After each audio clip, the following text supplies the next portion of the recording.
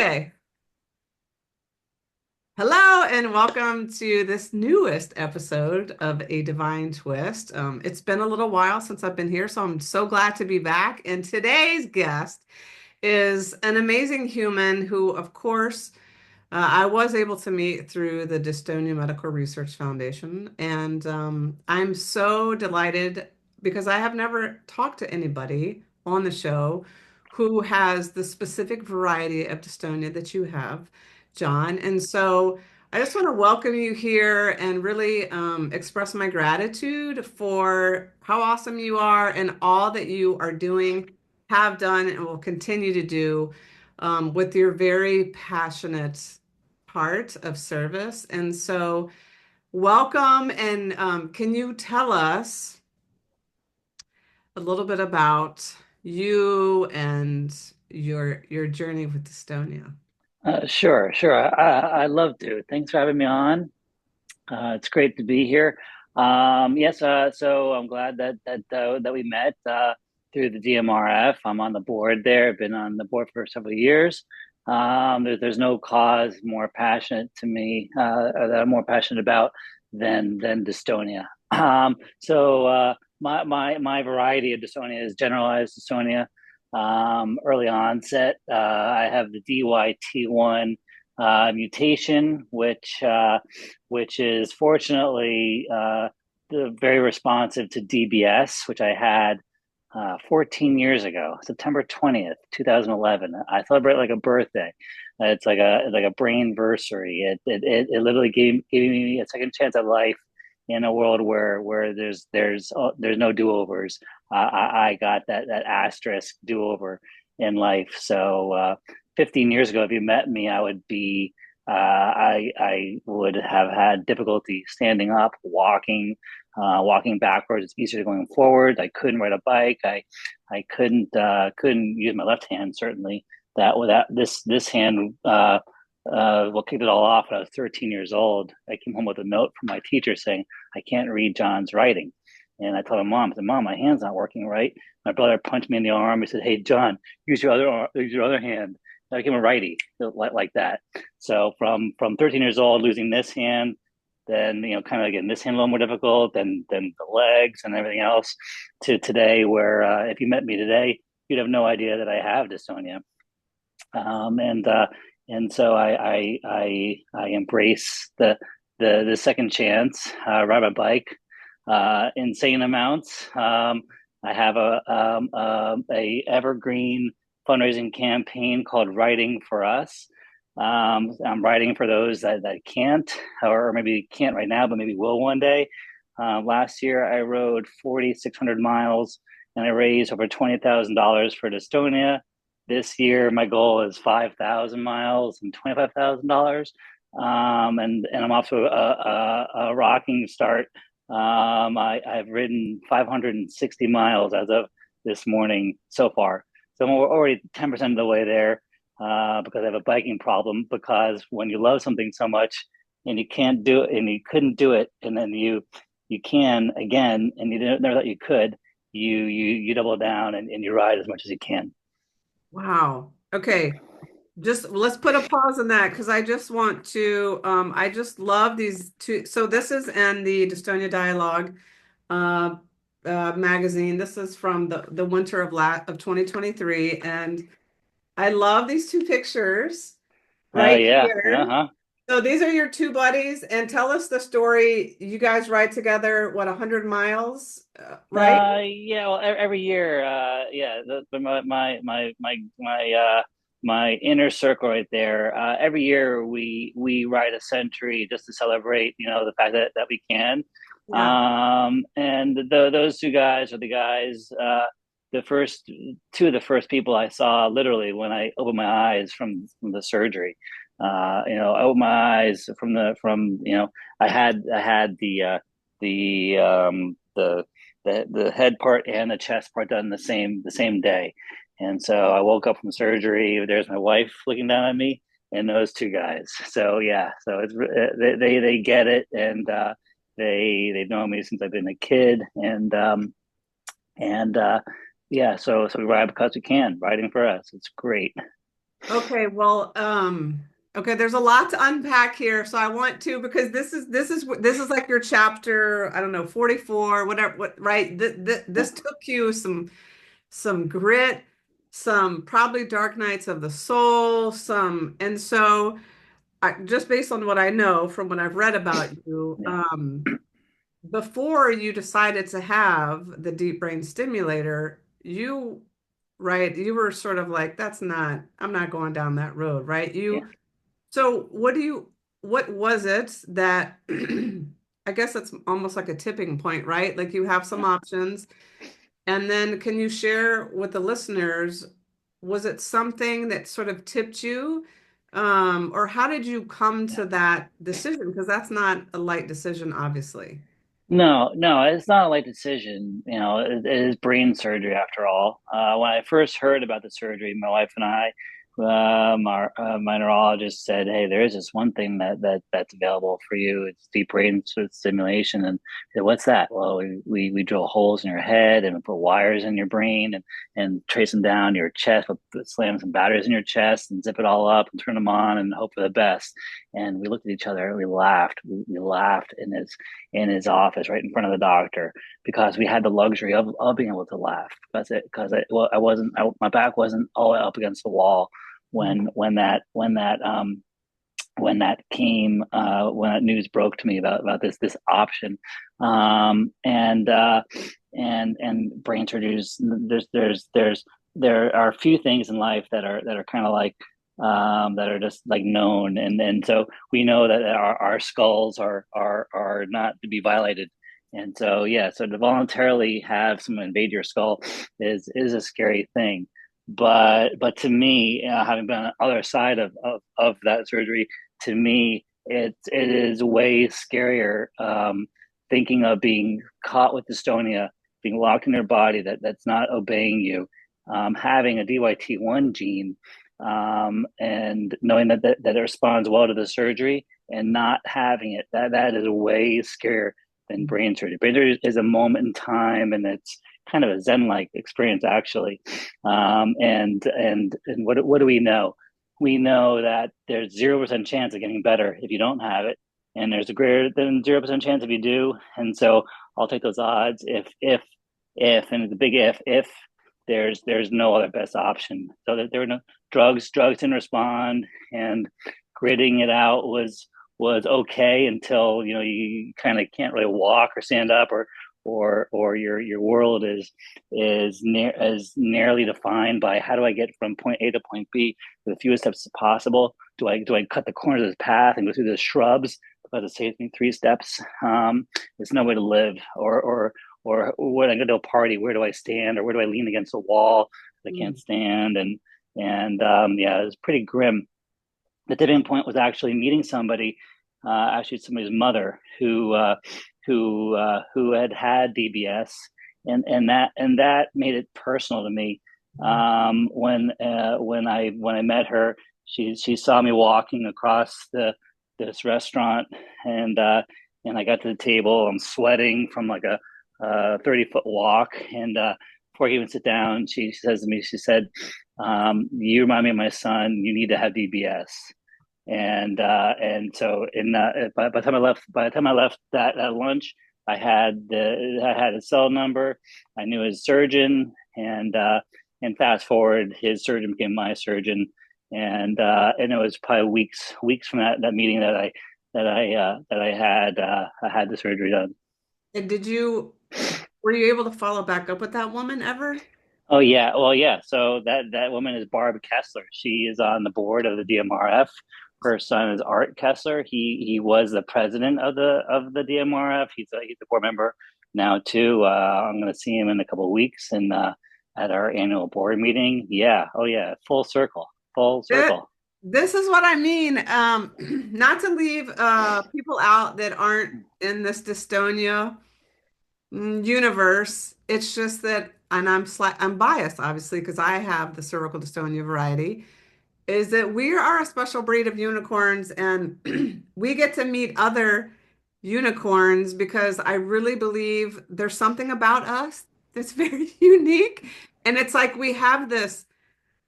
Well, Janet, the executive director of the Yeah, foundation, says there is some kind of passion in people that are navigating this that I've never seen. And she's like, I've worked with lots of different populations, and she said, and so I love that story so much that she said that to yeah, you. And so I know somebody listening, this is going to land for somebody or open up somebody's eyes. I do want to get back to the timeline though. So you were diagnosed at age 13, right? yeah. So how many years from the diagnosis to your deep brain The stimulator? surgery. So I'm 57 right now. I had it 14 years ago. Quick math, 43 years. Um, 43 years. So I lived with it for 30 years. Most of that was not so bad, but like any kind of progressive disorder that gets worse by a grain of sand every day. mm, Those grains add up, and they pile up, and then one day you lose something else, and then you're steady for a while, and then they build up, and then something else breaks, and so it wasn't until my 30s really that it started to get a little bit real. And so yeah, by the time I was 40, it was really real, and it was a sad, scary place to be in when you can't do things that everyone takes for granted. yes, that's the thing. I was just thinking, I don't know, it was after the shower or something. The things that so many people take for granted, like going to the dentist Yeah, and getting your teeth cleaned. Nobody thinks about it. And if you have dystonia, it's like you gotta get your head positioned right. Or I just went to the eye doctor and they did a little puff test and you have to yeah, like lean your head. I said, have you ever heard of cervical dystonia? yeah, I said, well, you got to like I said, it's a little bit awkward and it's a little bit uncomfortable. She's like, well, is it okay if I manipulate your head? I was like, well, it depends. yeah, yeah. Right, Or right. like, and maybe it's worse for women, getting your hair cut, putting your head back in that. Yeah, So the things that people take for granted, and it's not that we want people to feel sorry for us, it's just perspective, right? Is when you have something. Um, and I want to talk about just shifting gears a little bit. I'm big into signs. I call signs angel winks or winks from the universe or like a nod. Okay, you're on the right path. We got your back. And I love in the magazine you talk about I won't be able to pronounce the French word. French is not my forte. The English translation is beyond categorization. oh yeah, or category, yes. Yeah, so Oh yeah, tell us a little bit about your experience that you love when this was in Scotland, I believe, I mean, I can't imagine what a gorgeous place to be riding that many miles on a bicycle. yeah. And tell us the story, take us to that place where you had this aha moment or you saw the sign and you just, you know, um, I don't know. I was so moved by that because I'm a science person. And so, So I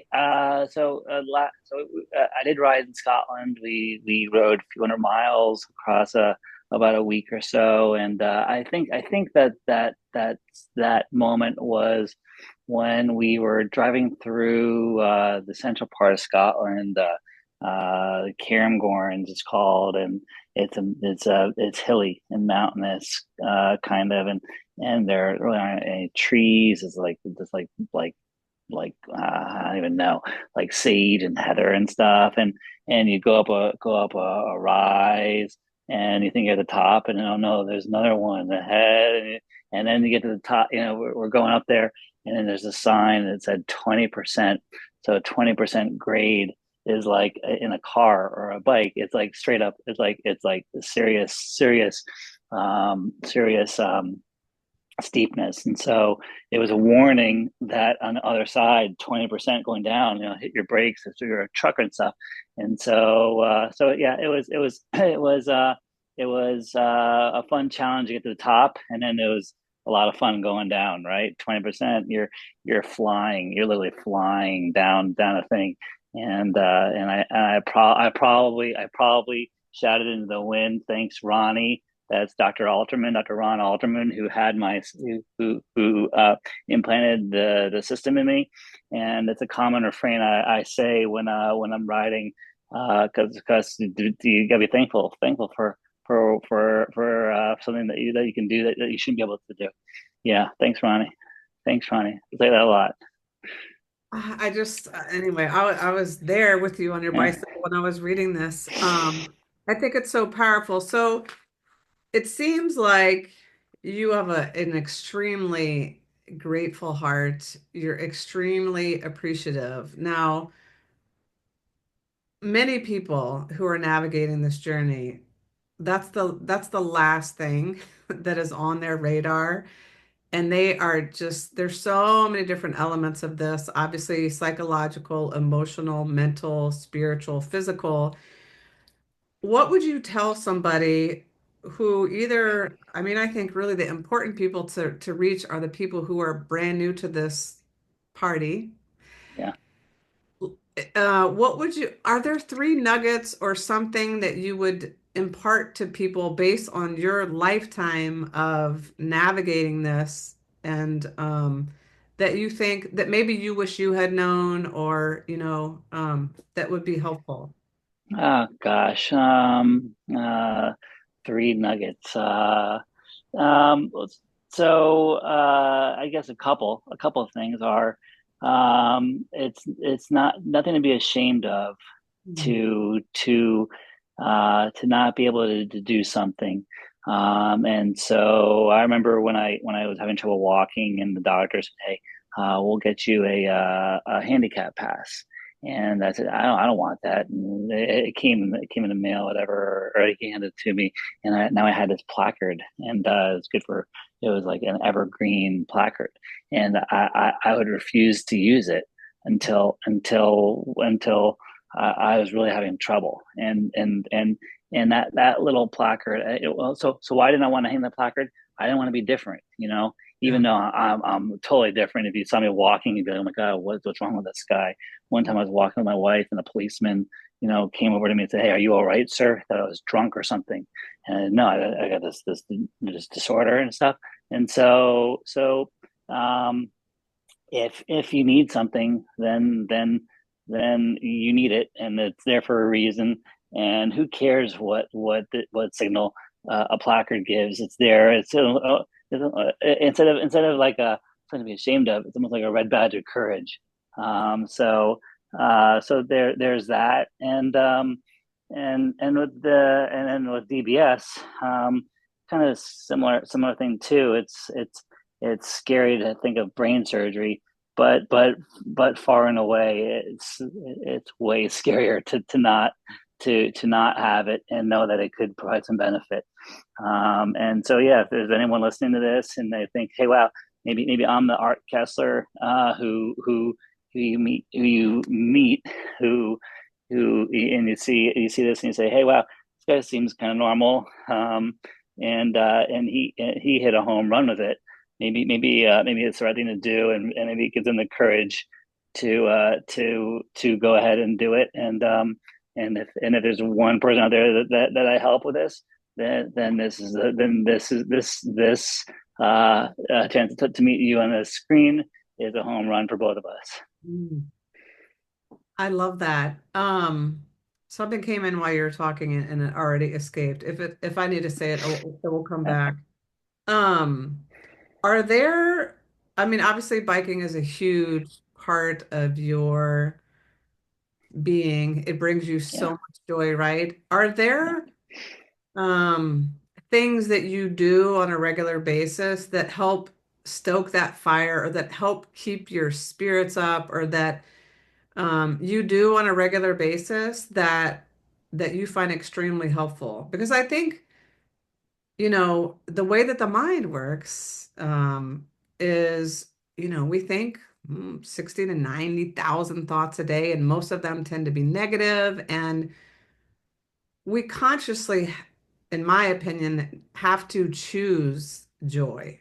We Yeah. have to make it a conscious decision. We have to, because of the way that the brain is wired, the reptilian, the survival, nothing's ever working out for me. It can be very dangerous to flip onto the side of the coin of victim or woe is me.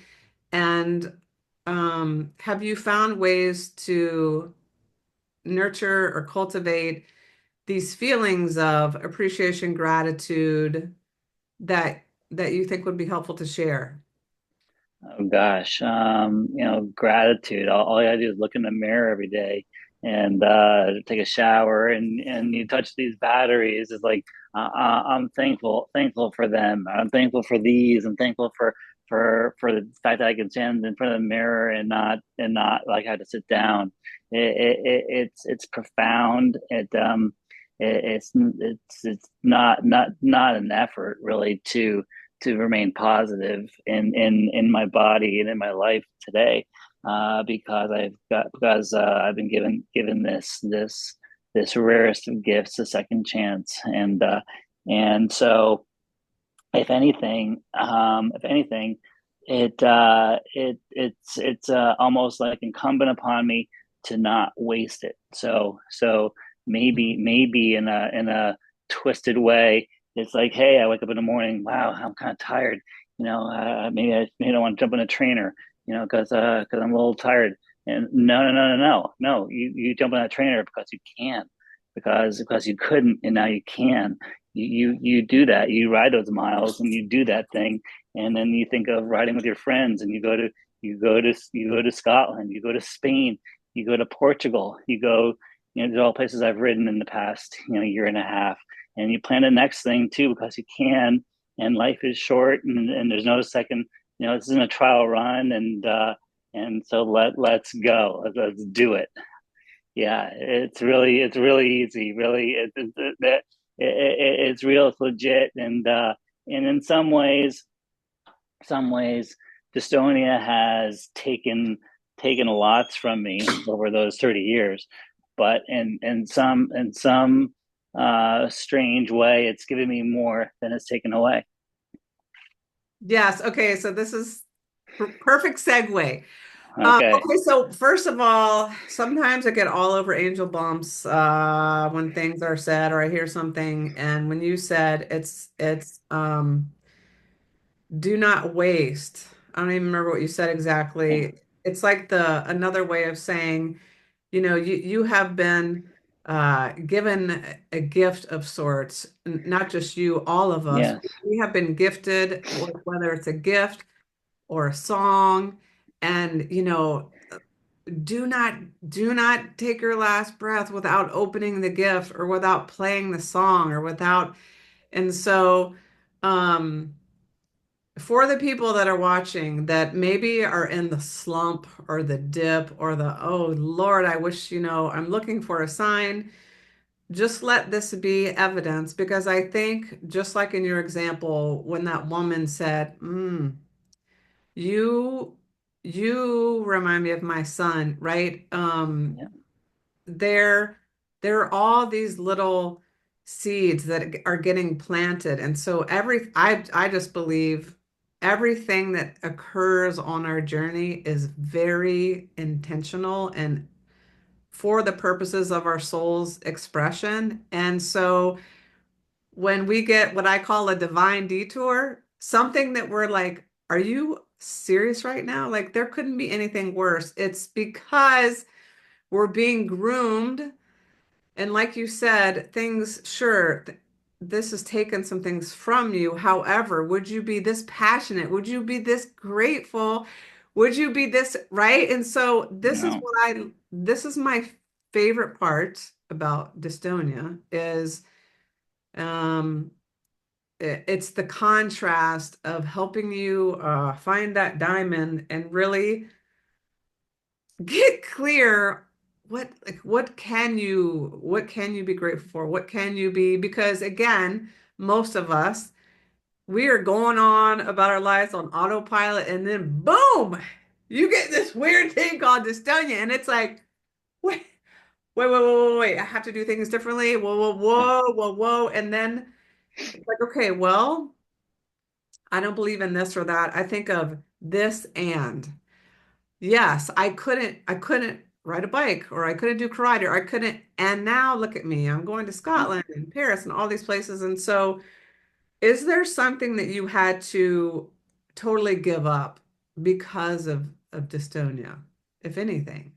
So that's a funny question, or I can answer it with a couple of funny answers. There are some things that there are a couple of things that I've had to give up. One thing that I've never done, and I will never do because it's on the list of things you can't do. So I've never jumped out of a plane, and so the parachuting not gonna happen. So I had to give that up, but I didn't give it up. Yeah. It's a cross off. If it was on a bucket list, which it wasn't, it wouldn't be on there anymore. Um, so there's that. There's no roller coasters in my future because snap your neck around and Yeah. pull a wire out and no bueno. And so I've ridden roller coasters. Would I ride one again at this age? I don't know, but probably not. The one thing that I have given up that I would do, and fortunately, it wasn't a passion like cycling was before I lost it, was skiing. Mm. So I 100% could ski down the mountain, but it's when I'm halfway down the mountain and I stop in the middle of the slope and I look over there and some kid comes careening into me on a snowboard and takes my legs out and knocks me over and I hit my head on the snow and a wire pops out or whatever or that's not on my list. Now there are some people with DBS who ski and stuff and more power to them, but it's not a passion for me and I the chances some kid sending into me or me going out of control and tumbling and hitting my head are pretty slim, but I'll take some risks. Some people think riding a bike down to 20% road is a risk to me. That's an opportunity, and I'm very confident in my ability to handle a bike. So I'll take that risk all day. But skiing, yeah, I skiing, love that. No, yeah. that's brilliant. Okay, thank you for that. And then another question, and then we'll round out with a really cool question as well. What has dystonia taught you? Oh gosh, what hasn't it taught me? It gosh, that question there, we could talk all day about it. It it's it's taught it may sound kind of pat to say resilience. So hey, I can't use my left hand. Oh my gosh, what did I do? My brother pointed me on and said, hey, you have another hand, use that one. And then you can't play the cello anymore. So hey, don't need an instrument. You can sing. So great. So you can do this, you can do that. And so my whole life has kind of been you can't do this, you do that. So I can't use this hand, use that hand, can't play an instrument, I'll sing, can't walk so good. I'll ride a bike. Can't ride a bike so good. I'll ride a mountain bike. The mountain bike is, you ride, you hit a tree, you fall off, and then you get back on. It's not continuous like a road bike where every pedal stroke brings out the motion that your body is saying, hey, I can't do this, and then you can't do that, and then okay, fine. I don't need bikes in my life. I can it's okay. It's not okay, but it's okay because it's not mission critical. But when everything's stripped away, that when you can't do this, you can do that, and you get stripped away of everything. And hey, I can't like walk, I can't stand. Then you start looking at your options, and they're very few. And that's when drilling holes and all this DBSing is okay. Hey, I guess this is where this road is leading, and I like my chances of some benefit from having this rather than the known, which is not being able to do much, and there's a worse ahead. And so yeah, so it's adaptability really. It's adaptability. I mean, with you and your lying and your shampooing your head. Oh my God! If I think about this, maybe my head won't twist or whatever. It's resilience, right? I love that. Absolutely. Resilience, adaptability. And two things come into my mind. Necessity is the mother of invention. I mean, hands down. And Yeah, then the other thing is it totally teaches you to become epically creative. yeah, It's like, well, if there's not a road, I'm gonna make a, I don't know, something else. Like, and it's sort of how badly do you want it? Because I believe that if you have the desire, then you also have the resources to make it happen, which is a wonderful belief. Okay, so what are you most excited about right now in life, in the universe? oh wow. Well, so most excited about so that's a good question. I'll boil it down to this. I'm most excited about the thought, which I'll bring into reality, of riding my bike in Japan in probably on my birthday in 2026. What could you share your birthday or is that too personal? No, April 3rd. Okay. 2000, yeah, 2026. I want to be in Japan. Never been there. I want to ride my bike through like villages, any remote villages of Japan. And so every day I can think about going there, and it feeds my soul a little bit more, even though I haven't even booked a flight or figured out where I'm going to go or anything else. It's a little dopamine hit every time I think about it. Yeah, very, very real. Very, very real. Oh, Yeah, I'm getting visuals. I've never been there either. That sounds awesome. So yeah. I'll be excited to see the new pictures of John on his bicycle in a different location. And maybe you'll see some new signs in Japan. Um, would it be okay if people reached out to you? Oh And yeah, okay, and if so, well, I'll just put the appropriate links yeah. um, in the description or whatever of this Hmm. broadcast. And any final words you want to share before we wrap this up today, John? Look, thank you for being an advocate for dystonia. There's a need for that, and there's a whole committee of support. The DMRF has a support committee and awareness and education committee too. I sit on both of those, and this is right in that jam right there. I also am the newest member of the development committee, which is the one that is involved with raising money because it takes money to do research to find a cure, and that's the goal of the DMRF, is to find a cure and go out of business. So amongst those links that you put out there, put out the Writing for Us link, where people can support me for by a mile or a set amount or everything else.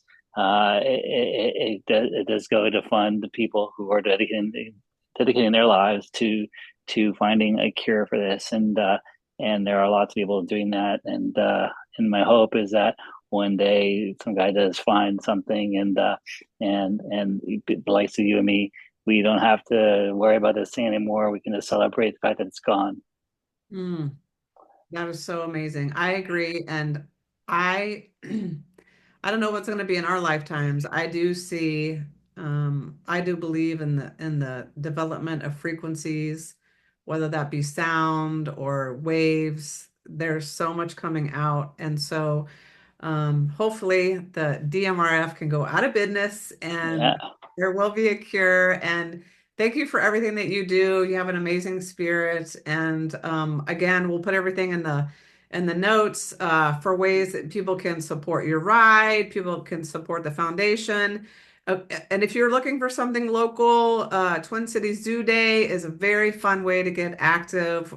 We're doing Twin Cities in October this year. So that'll be a different date. Anyway, thank you so much. And I want to say Ah. this. Thank you for taking your time out of your life to talk to me about this stuff, and have a great rest of your day. Awesome. Thank you. All right, we'll be in touch. You got it. Bye. Yeah.